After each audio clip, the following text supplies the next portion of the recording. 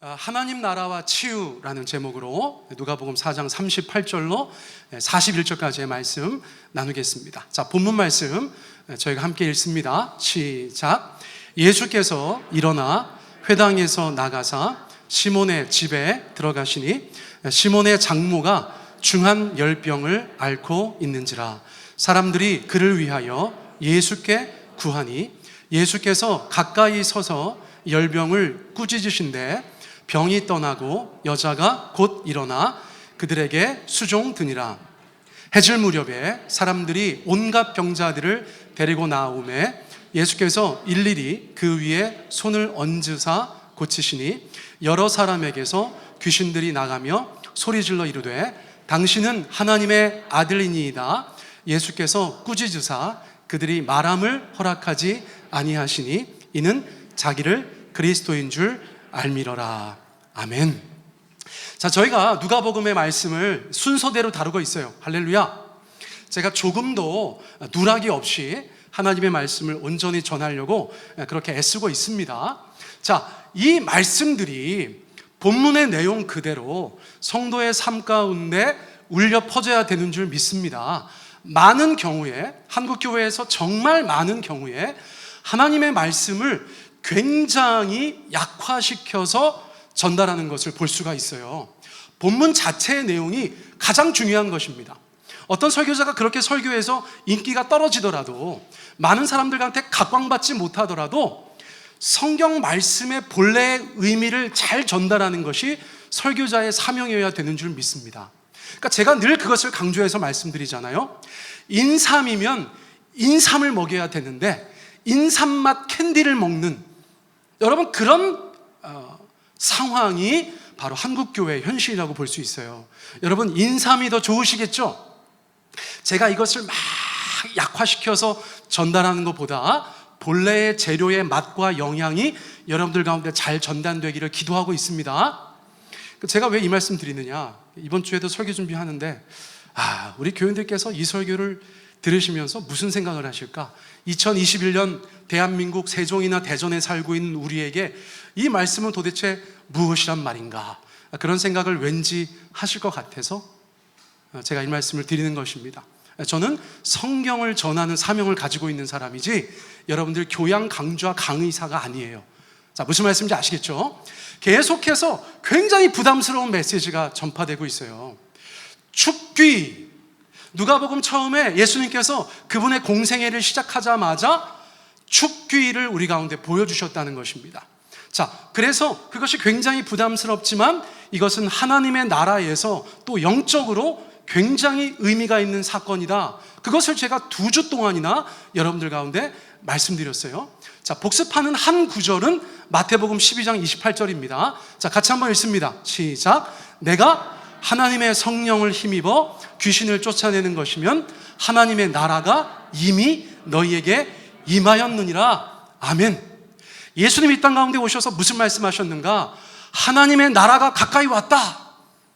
그분의 첫 번째 메시지였어요. 하나님의 통치, 하나님께서 왕 되신 나라, 그분이 다스리시는 나라, 그것을 우리 가운데 말씀해 주셨다는 거예요. 그러니까 하나님이 다스리시는 나라에 마귀나 귀신들은 발붙일 곳이 없다는 것을 예수님께서 친히 보여주시는 사건들이 축귀라는 것입니다. 복음서에서는 그런 일들이 굉장히 많죠. 그것을 우리가 달리 이해할 방법이 없어요. 하나님의 나라가 임한 곳에 어둠이 떠나간다. 할렐루야. 우리의 삶에 어떤 형태든지 어두운 것들, 악한 것들이 영향력을 행사하고 있었다면 하나님이 통치하실 때, 하나님이 다스리실 때, 예수님께서 주님 되실 때 그 모든 어두움들이 물러가는 줄 믿습니다.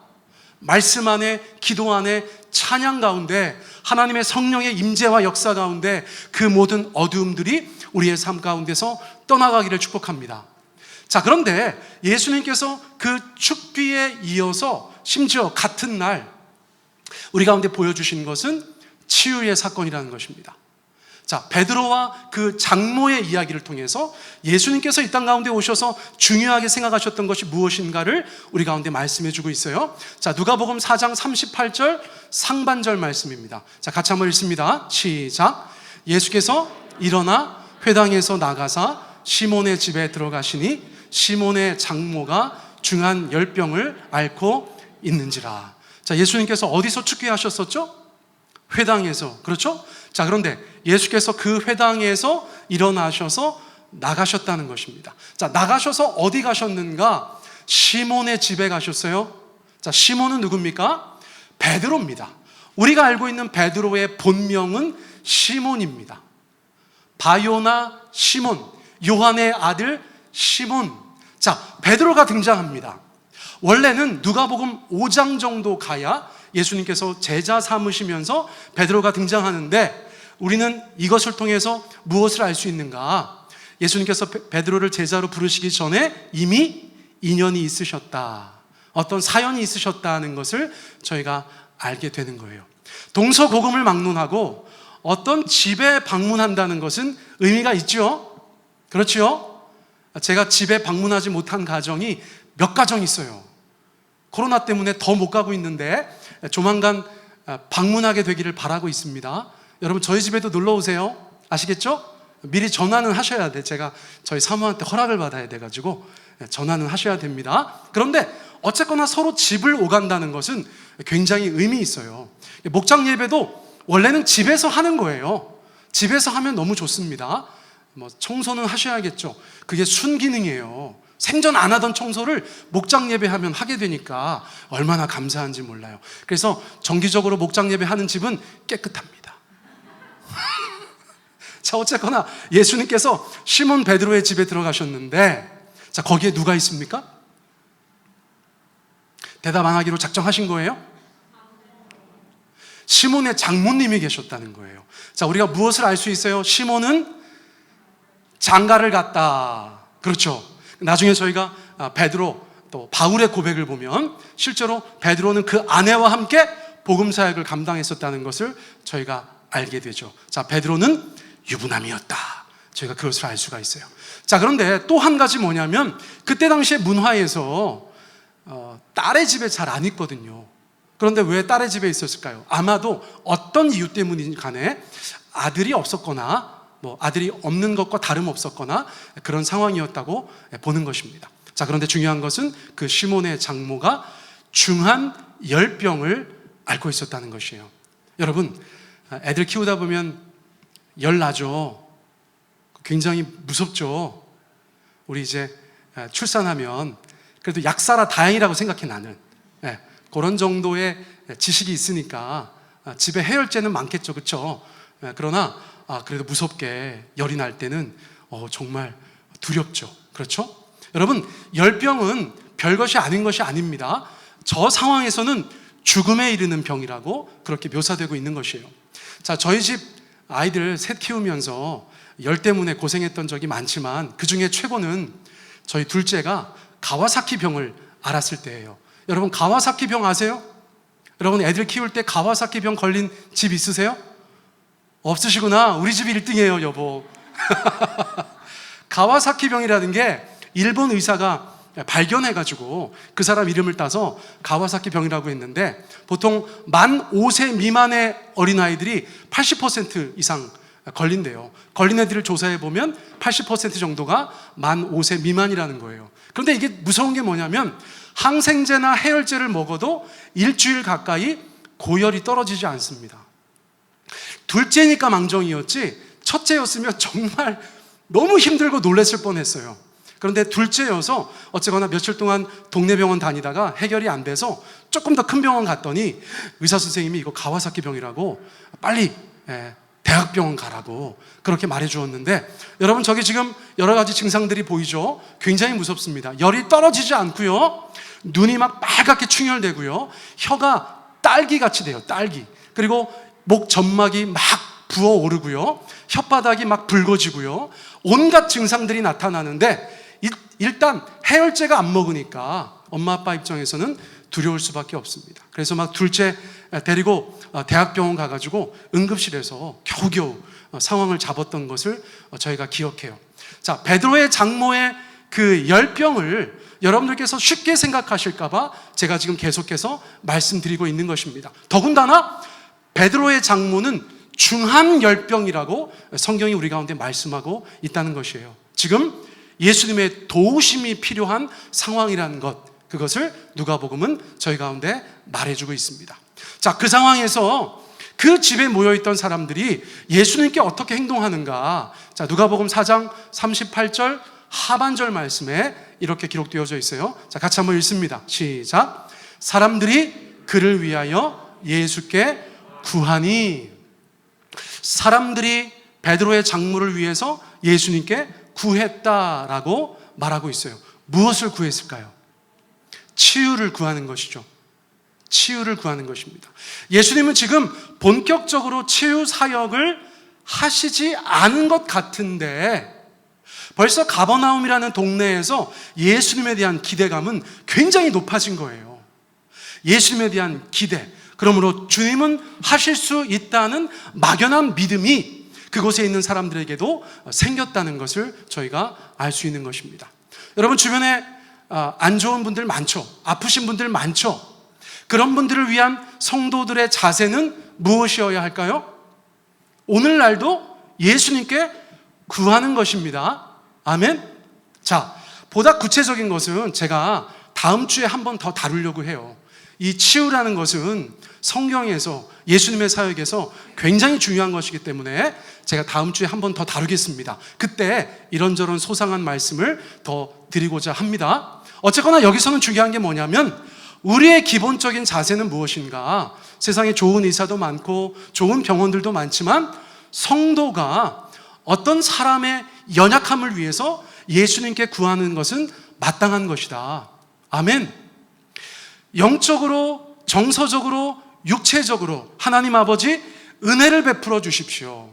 물론 어떤 병은 낫기도 하고 어떤 병은 낫지 않는 경우도 많지만 우리에게 있어서 중요한 것은 그 대상자를 위해서 예수님의 만지심을, 은혜 베푸심을, 돌보아 주심을 기도해야 된다는 것입니다.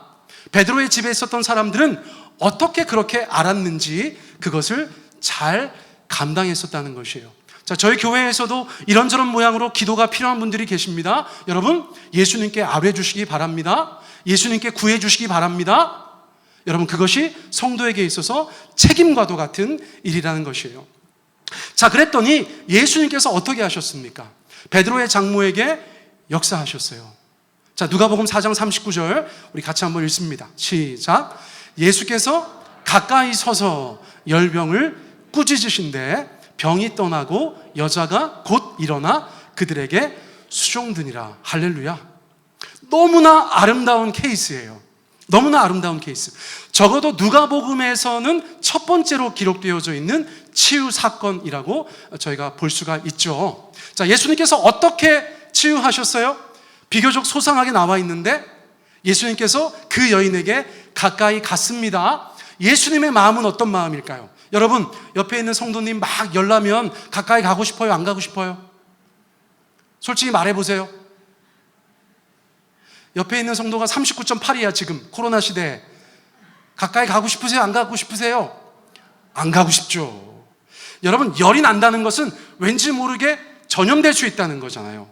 근데 우리 예수님은 항상 그러셨는데 심지어 나병 환자에게도 손을 얹으시는 그런 담대함과 사랑의 행동을 보여주시는 분이시라는 거예요.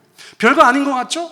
그러나 열병에 시달리고 있는 그 베드로의 장모에게 예수님께서 보여주셨던 첫 번째 놀라운 행동은 가까이 가서 서셨다는 것입니다.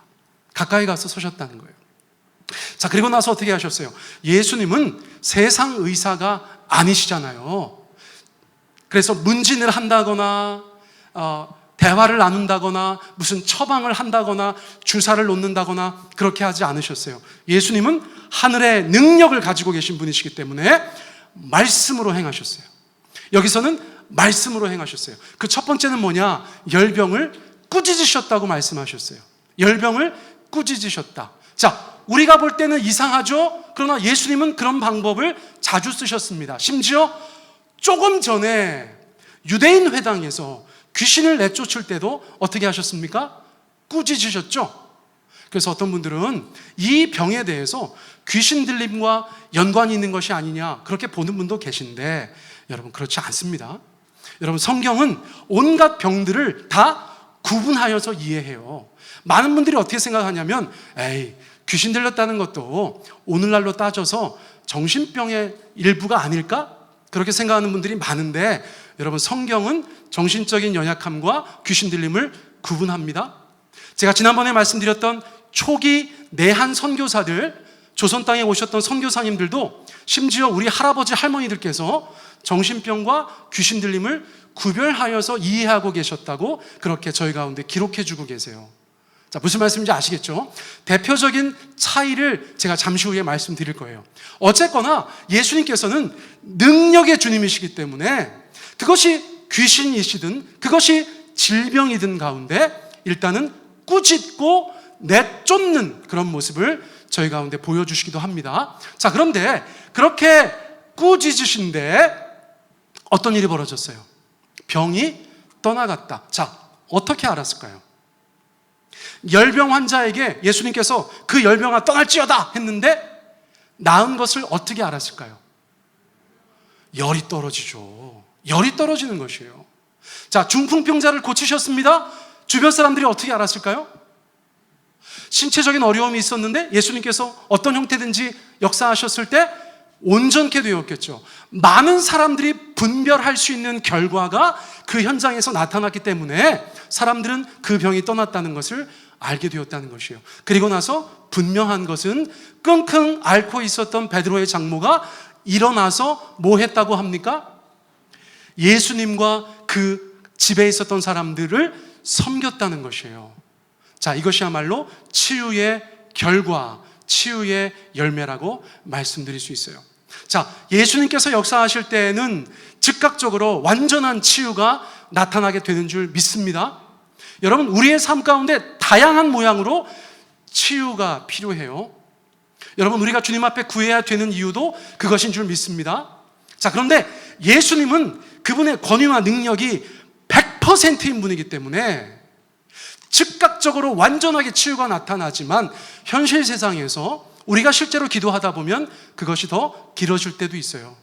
완치가 아닌 어떤 형태의 완화일 때도 있어요. 그러나 그 모든 것이 주님의 치유의 역사인 줄도 믿습니다. 자, 중요한 것은 뭐냐면 제가 오늘 여기서 요점 정리하여서 말씀드리고 싶은 것은 이 모든 과정의 끝에 베드로의 장모가 어떻게 했느냐 하는 것이에요. 여러분, 베드로의 장모는 예수님께 은혜를 입고 즉각적으로 예수님과 예수님 곁에 사람들을 섬기기 시작했다는 것입니다. 아멘. 여러분, 예수님께 은혜 받으신 기억이 있으십니까?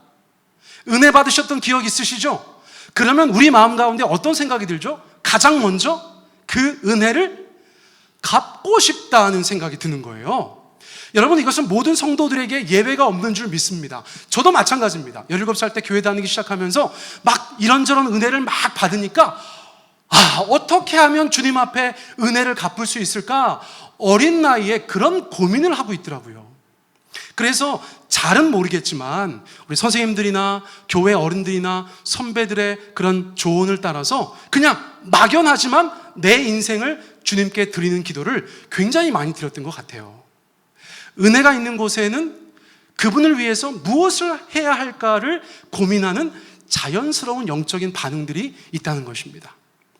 오늘 일부 예배 오지 않았는데 제가 저희 교회 어떤 형제님을 늘 기억해요. 저희 교회로 인도되어져 와서 제가 복음을 전했고 제가 예수님 영접하는 것을 도와주었던 그런 형제입니다. 눈물로 예수님을 영접했던 그런 형제예요. 그런데 교회를 처음 다니니까, 베다니 교회가 처음이니까 자기가 뭘 알아서 하나님 앞에, 교회 앞에 섬길 수 있는 게 없는 거예요.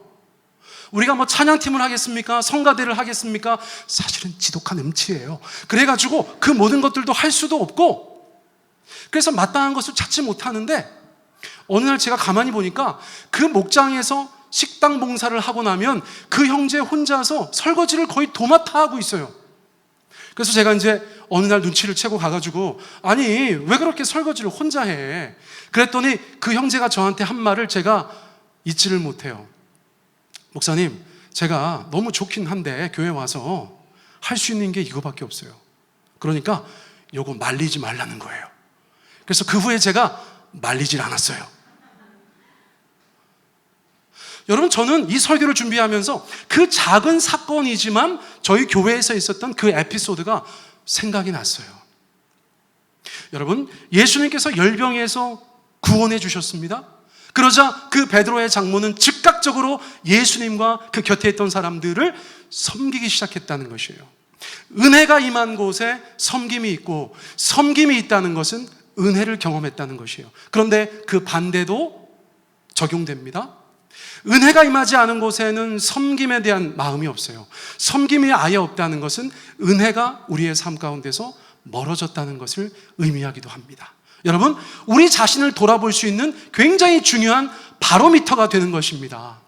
목사라고 해서 늘 우리 마음 가운데 하나님과 교회를 섬기는 것에 있어서 100%의 에너지를 가지고 있는 것은 아니거든요. 저도 늘 주님 앞에 은혜를 경험해야 되는 줄 믿습니다. 여러분들이 보실 때 저의 사역이 무엇인가 적극적이지 않고 억지로 하는 것 같으면 제 삶에, 제 심령에 하나님이 부어주신 최근의 은혜가 없는 것이에요.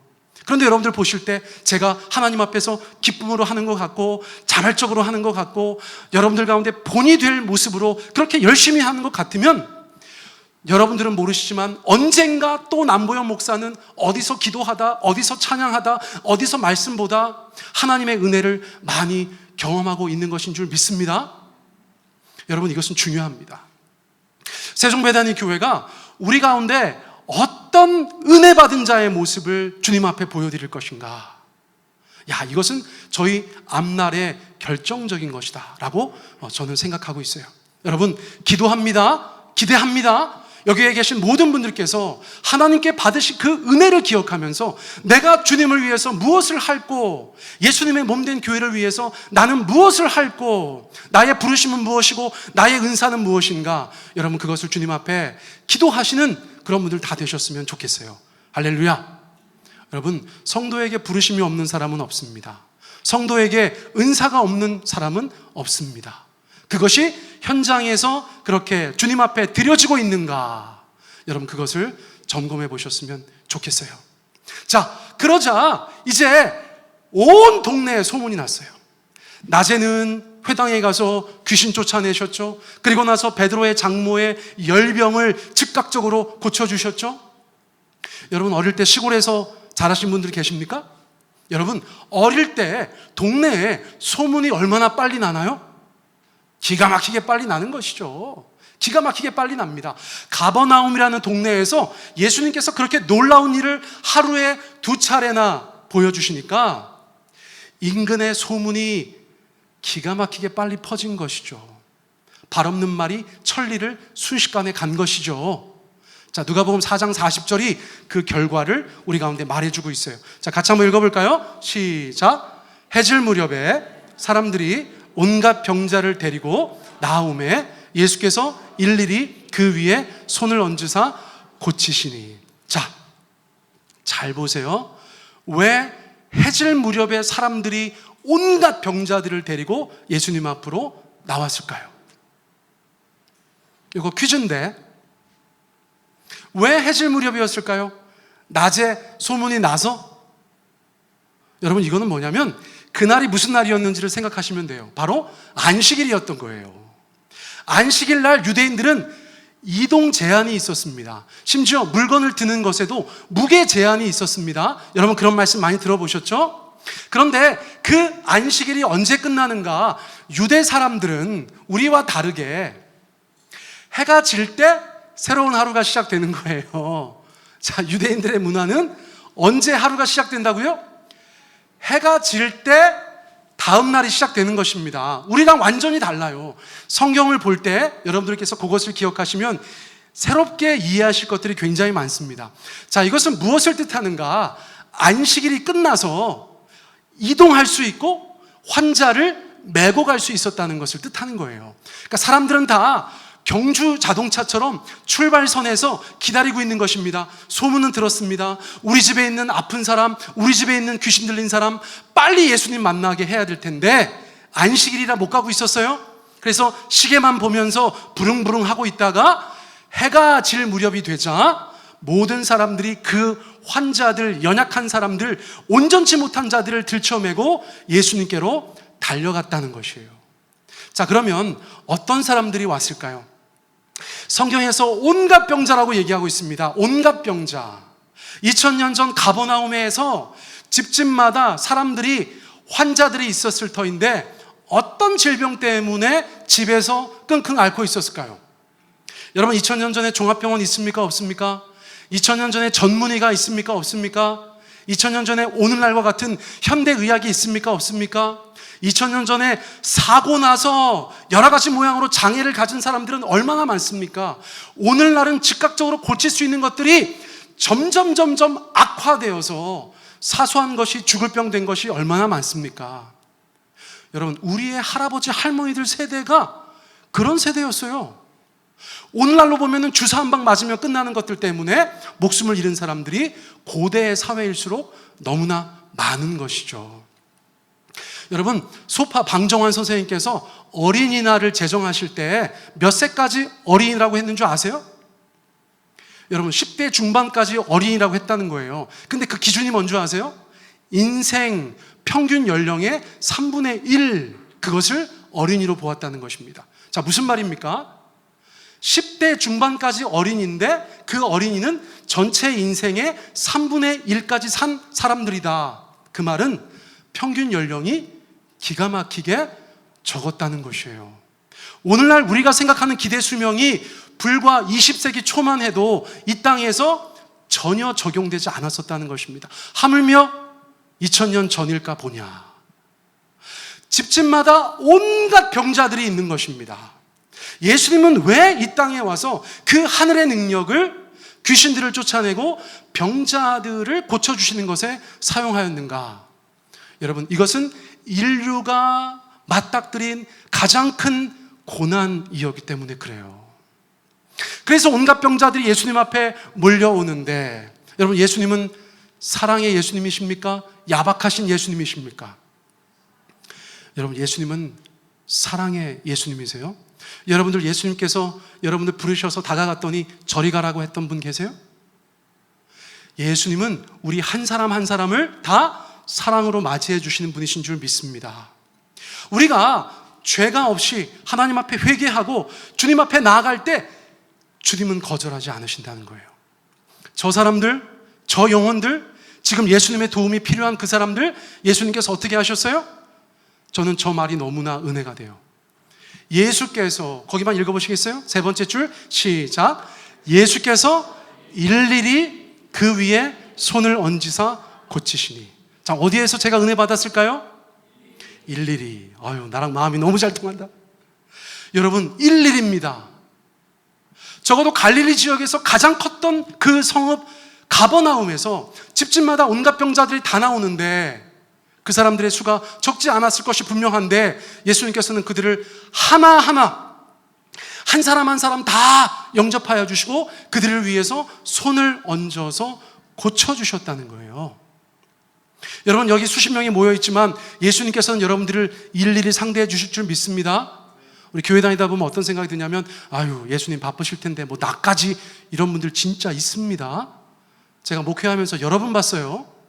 뭐 기도해 달라고 하면, 아유, 목사님 바쁘실 텐데 뭐 저까지. 여러분, 목사는 원래 그런 일 하는 사람입니다. 제가 요즘에 새벽 기도가 생기니까, 아니 막 기도 시간이 너무 많아가지고 여러분들 저한테 기도 제목 좀 주세요.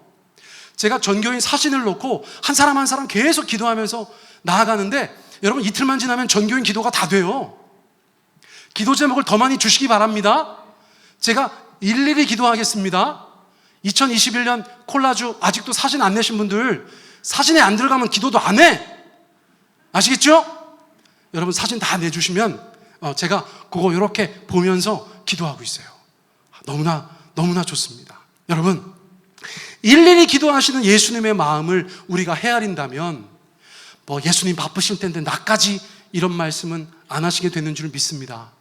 여러분, 예수님은 우리의 예수님이기도 하시지만 예수님은 바로 당신의 예수님이세요. 여러분, 주님 앞에 담대하게 나가십시오. 주님 앞에 여러분 한 사람 한 사람은 세상 어떤 것보다 귀한, 천하보다 귀한 분들인 줄 믿습니다. 여러분, 주님 앞에 주님을 독대하시기를 바라요. 자, 그런데 여기서 우리가 복음서의 말씀에 보면 예수님께서는 치유하실 때 굉장히 다양한 모습을 보여주세요. 지난번에도 제가 말씀드렸지만 말로 하실 때도 있고 심지어 침을 바르실 때도 있고 기타 등등 여러 가지 모습을 보이시는데, 오늘 누가복음 4장에서는 어떻게 하시는가? 그 위에 손을 얹으셔서 고치시는 것들을 보게 됩니다. 어떤 특정한 질병에 있어서만 손을 얹은 게 아니에요. 온갖 병자라고 할 때는 영적인 문제가 있는 사람도 온 것입니다. 정서적인 문제가 있는 사람도 온 것입니다. 육체적인 문제가 있는 사람도 온 것입니다. 당연하죠. 사람들이 그런 것들을 구분해서 데리고 온 것이 아니라 그냥 온전치 못한 자들을 예수님께 다 데리고 왔다는 것이에요. 그러니까 예수님은 모든 종류의 연약함에 대해서, 모든 종류의 온전치 못함에 대해서 안수하여서 기도하셨다고 볼 수 있어요. 적어도 누가복음 4장 가버나움이라는 도시에서는 예수님께서 그렇게 치유하셨다는 것을 볼 수가 있어요. 아까 제가 봤었는데 저게 왜 저렇게 됐는지 모르겠어요. 집에서 작업하고 교회에 오면 약간 달라지는 것입니다. 자, 어쨌거나 보세요. 마가복음 16장 18절 또 20절 제가 같이 한번 읽겠습니다. 시작. 병든 사람에게 손을 얹은즉 나으리라 하시니라. 제자들이 나가 두루 전파할세 주께서 함께 역사하사 그 따르는 표적으로 말씀을 확실히 증언하시니라. 자, 잘 보세요.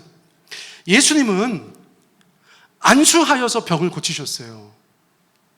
예수님께서 안수하셔서 병을 고치셨어요. 그리고 나서 마가복음에서 16장 마지막에 승천하시면서 제자들에게 뭐라고 말씀하셨냐면, 이것저것 얘기하시다가 병든 자에게 손을 얹은 즉 나으리라 이렇게 말씀하셨어요.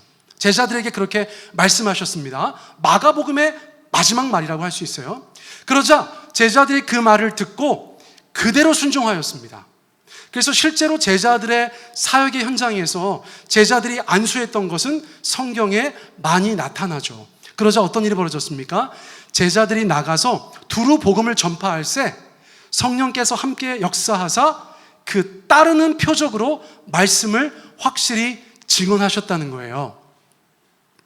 제자들은 그 말씀 그대로 순종하였겠죠. 그래서 손을 얹어서 기도했겠죠. 그러자 주께서 함께 하사 그 표적이 드러나게 하시고 그 표적을 통해서 말씀이 진짜구나라는 것을 증언하셨다는 것입니다.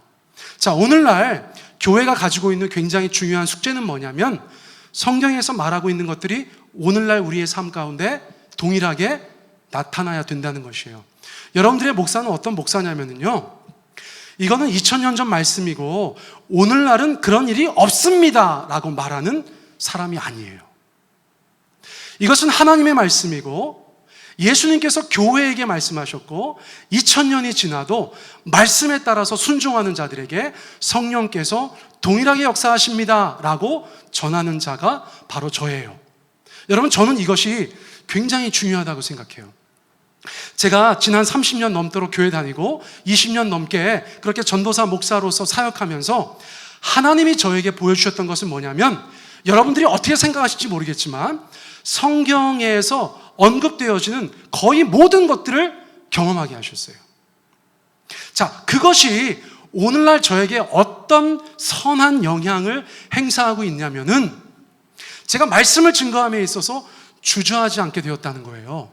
죽기의 일이든지 치유의 일이든지 어떤 것이든지 성령의 열매나 은사나 기타 등등 성경에서 말씀하고 있는 많은 것들에 대해서 제가 경험하게 하셨기 때문에 그것을 성경에서 보고 나서 여러분들 가운데 말씀을 증거할 때 주저하지 않는다는 것이죠.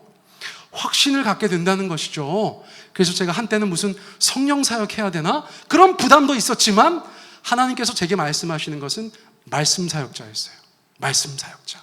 그런데 이것이 더 기가 막힌 것은 말씀 사역을 하는 사람들이 성경에 나와 있는 여러 가지 기적적인 일들에 대해서 확신을 하지 못하니까 물을 타.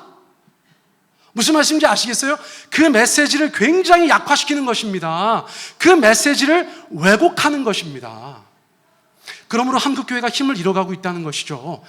저는 개인적인 고백이지만 하나님께서 저의 삶 가운데 그렇게 여러 가지 것들을 경험케 하신 것에 감사 찬양을 올려드려요.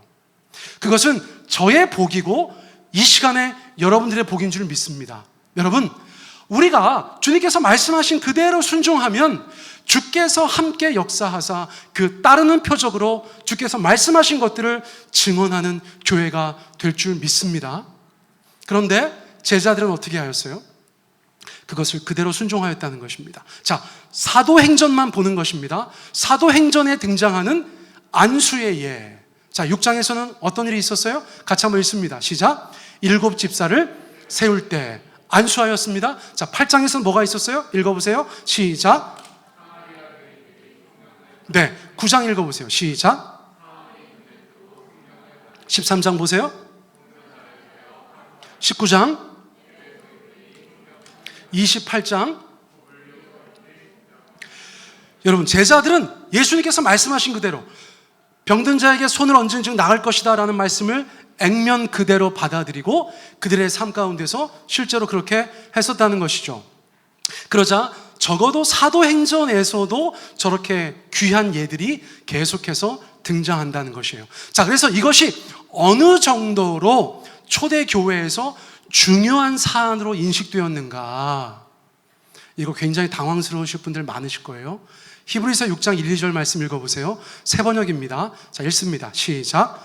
회개와 하나님에 대한 믿음과 침례에 관한 가르침과 안수와 부활과 영원한 심판과 관련해서 또 다른 기초를 놓는 일이 없어야 하겠습니다. 자, 히브리서의 기자가 히브리서를 받는 수신자들에게 성령 안에서 말씀을 증거하면서 그리스도교는 기초적인 교리가 있다. 그리스도교의 기초적인 교리 6가지가 있다. 자꾸 이거를 가지고 너네가 왈가왈부하지 말고 그것을 넘어서라. 그것은 당연한 것으로 알고 너네가 더 성장해라, 성숙해라, 앞으로 나아가라, 그렇게 말하고 있어요. 그런데 그 맥락에서 뭐라고 얘기하냐면 6가지의 그리스도 교회 기초 교리에 대해서 언급하고 있는데 여러분들 보실 때 굉장히 낯선 것 하나 찾아내시면 됩니다. 첫째, 믿음. 둘째, 침례 또는 세례. 셋째, 안수, 부활, 심판.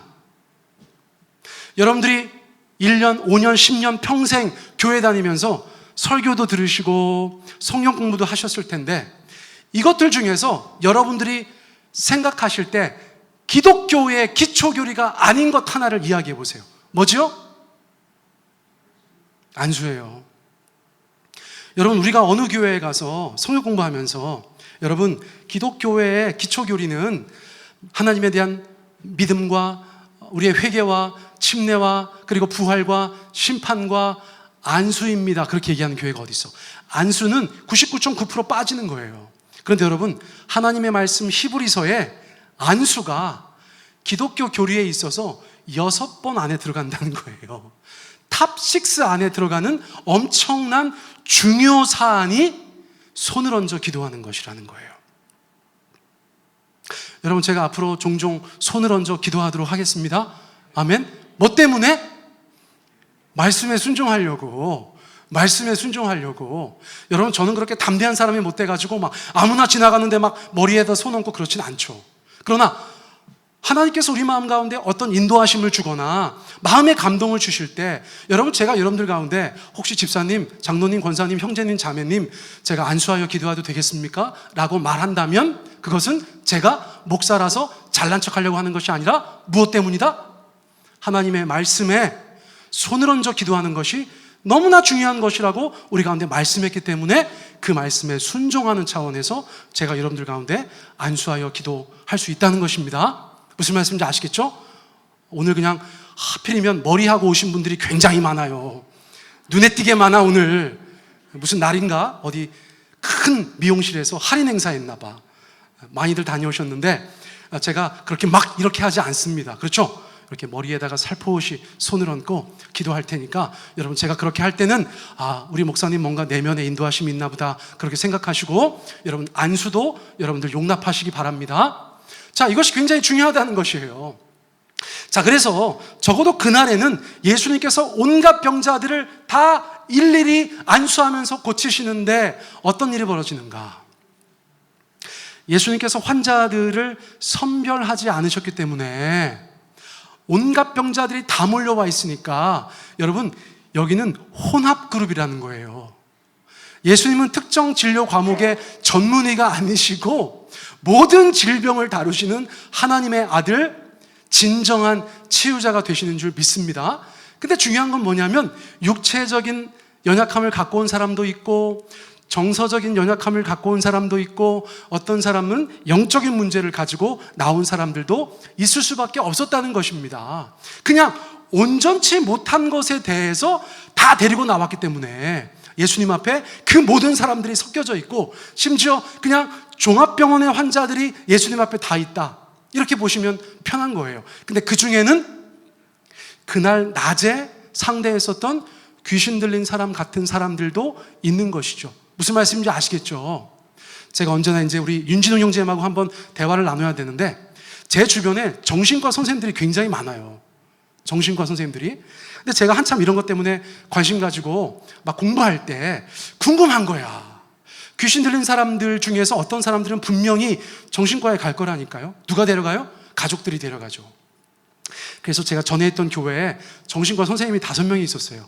그래서 그 중에 대학 교수, 의대 교수에게 제가 물어봤습니다. 형제님, 혹시 진료를 하실 때 제가 볼 때는 이런 사람들도 올 텐데 형제님이 보실 때 이 사람은 귀신 들렸던 것 같아 라고 생각되는 케이스가 있습니까? 그랬더니 있다는 거예요.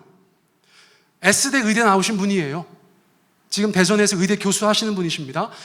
굉장히 이성적인 분이죠. 그런데 그분께서 자기가 진료했던 사람 중에 귀신 들렸던 사람이 있는 것 같다는 거예요. 왜 그랬는가? 여러분, 궁금하시죠?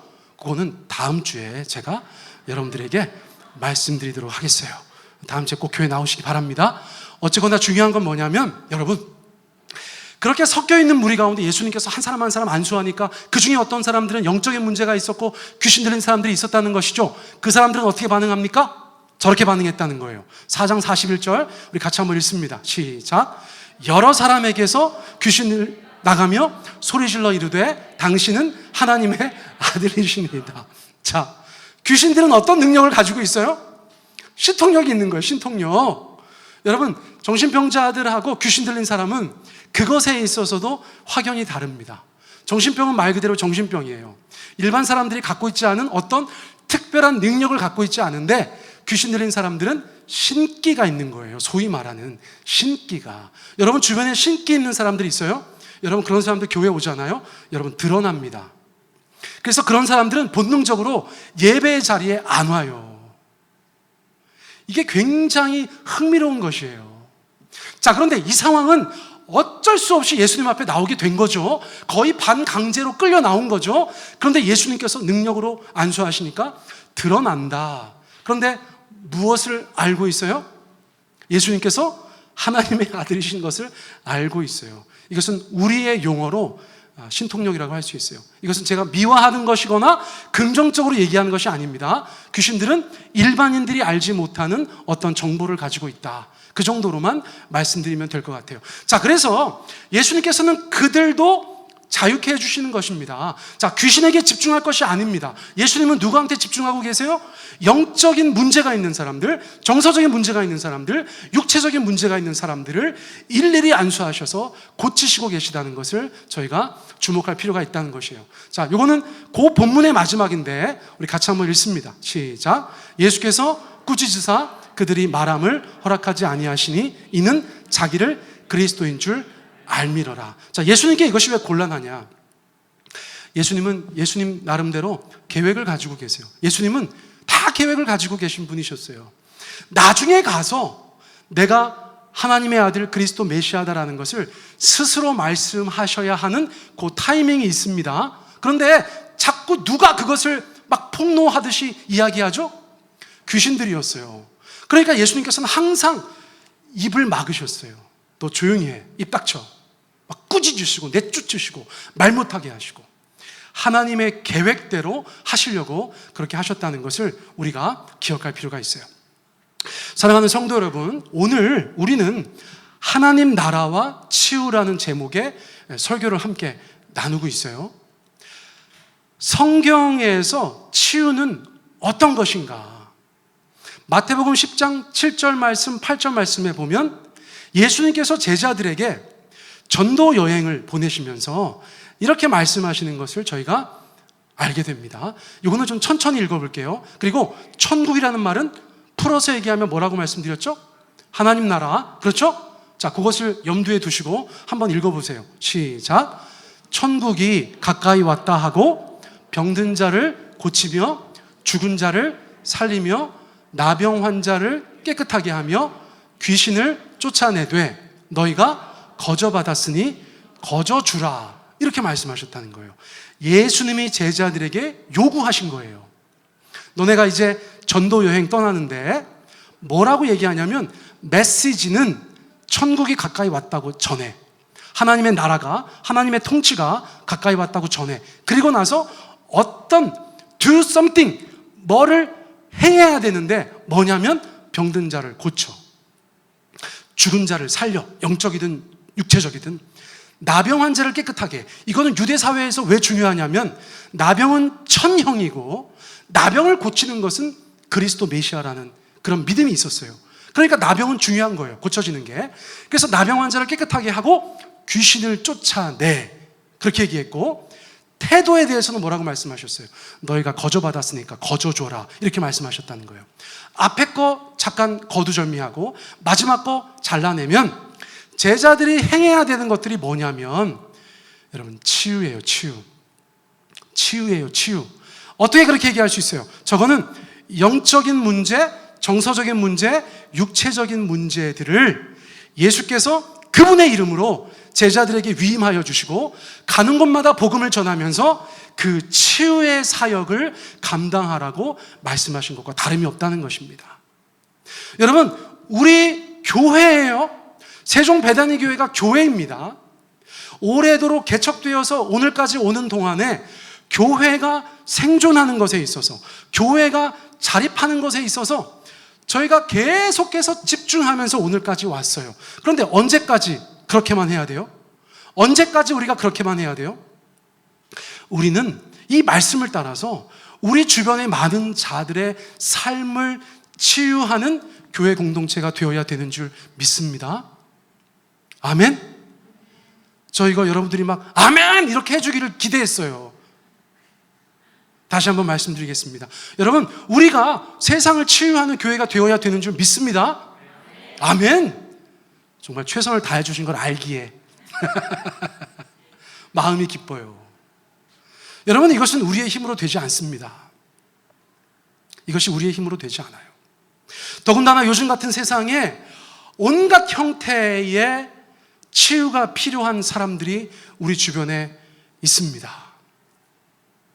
그러므로 우리가 이 일을 위해서 마음으로 준비하고 성경으로 공부하고 또 주님 앞에 기도해야 되는 줄 믿습니다. 여러분, 교회가 그런 일을 감당할 때 하나님께서 정말 기뻐하실 거라고 믿어요. 그리고 그렇게 시작하는 교회들 가운데 주님께서 더 많은 것들을 은혜로 부어주실 줄 믿습니다. 다음 주에 제가 더 자세하게 말씀드리겠지만, 하나님의 나라는 결국은 어떤 모양을 향해서 계속해서 나아가고 있다는 것이에요. 이 땅에서의 하나님의 나라는 임하였지만 완성되는 것은 아닙니다. 자, 이거를 잘 기억하셔야 돼요. 하나님의 나라가 이미 이 땅 가운데 임하였어요. 할렐루야. 그러나 완성되진 않았죠. 하나님의 나라가 완성되었다면 우리가 이렇게 불완전한 모습으로 이 땅 가운데 있지 않을 거예요. 그러므로 주님께서 우리 가운데 말씀하시는 건 뭐냐면, 여러분, 천국의 소망입니다.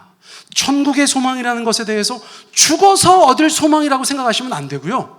이 땅에서도 마찬가지지만 결국 하나님께서 온전히 우리를 다스리셔서 그분이 우리 가운데 어떤 방해나 어떤 장애나 어떤 불신도 없는 상황에서 우리의 하나님, 우리의 왕이 되셨을 때 어떤 일이 벌어지느냐는 거예요. 그거를 요한계시록에서는 우리 가운데 말씀해 주고 있어요. 자, 하나님의 나라의 완성, 그때는 우리 가운데 어떤 일들이 벌어지는가? 자, 요한계시록 21장 4절 우리 같이 한번 읽습니다. 시작. 모든 눈물을 그 눈에서 닦아주시니 다시는 사망이 없고 애통하는 것이나 곡하는 것이나 아픈 것이 다시 있지 아니하리니 처음 것들이 다 지나갔음이로라. 이 땅을 살아가면서 교회가 우리 구성원들의 그 아픔을 가지고 함께 기도하고 주님 앞에 구하고 우리의 이웃들과 우리의 가정에 있는 어떤 사람들을 위해서 전인적인 회복을 위해서 기도해 나아갈 때 치유의 역사가 나타날 것입니다. 완화되는 역사가 나타날 것입니다. 그러나 어떤 것들은 아무런 효험이 없는 것처럼 느껴질 때도 있을 거예요. 그것이 이 땅에서의 한계라고 말할 수 있어요. 그러나 하나님의 나라가 온전히 임했을 때는 어떤 일이 벌어지는가? 여러분, 인생들의 눈에서 주님께서 그 눈물을 다 닦아주신다는 것입니다.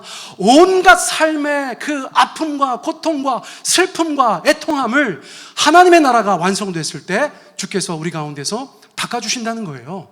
다시는 사망이 없다는 것입니다. 우리가 그 죽음 때문에 얼마나 두려워하고 그 죽음 때문에 얼마나 애통해하고 가슴 아파하고 곡했습니까?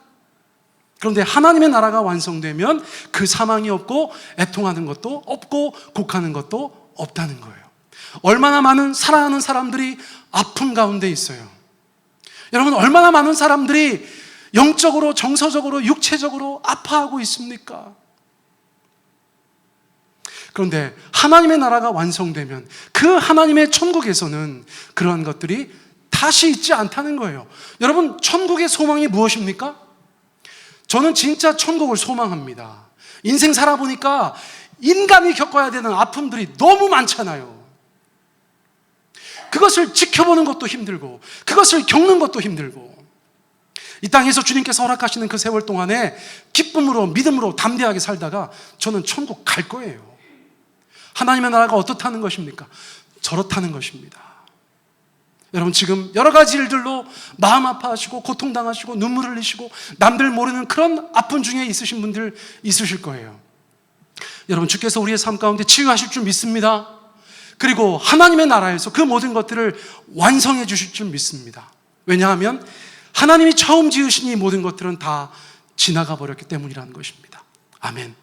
다음 주에 이어서 치유에 대해서 함께 말씀 나누기로 하고, 오늘은 주님, 우리가 하나님 앞에서 먼저 내놓고 기도해야 될 것들, 그렇게 기도했으면 좋겠어요. 하나님, 저에게 이러한 영적인 연약함이 있습니다. 주님 앞에 구합니다. 주님 도와주세요. 치유하여 주세요. 하나님, 저의 정서적인 면에 이런 연약함과 이런 상처와 이런 쓴뿌리가 있습니다. 하나님 아버지, 안수하여 주십시오. 주께서 친히 일일이 안수하여 주십시오. 하나님, 저의 육신에 이러한 연약함이 있습니다. 아픔이 있습니다. 주님께서 역사해 주셔서 그 모든 것들 가운데 치유의 일들이 일어나게 하여 주십시오. 전인적인 회복이 우리의 삶 가운데 있게 하여 주십시오. 여러분, 그렇게 자신을 위해서 기도하셔도 좋고요, 같은 기도 제목으로 우리 사랑하는 우리의 가족들이나 이웃들을 위해서도 기도하시면 좋겠어요. 그리고 하나님 아버지, 세종배단교회가 하나님의 말씀을 쫓아서 성령 안에서 세상을 치유하는 그런 교회가 되게 하여 주십시오. 그 거룩한 발걸음을 이제 주님 앞에 떼게 하여 주십시오. 우리 주님 앞에 그렇게 합심하여 기도하도록 하겠습니다. 함께 기도합니다. 사랑의 하나님 아버지, 감사합니다. 이 시간 우리가 주님 앞에 기도합니다.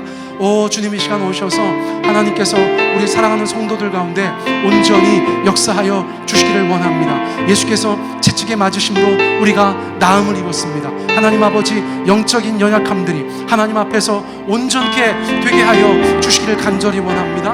하나님 아버지, 정서적인 어려움들이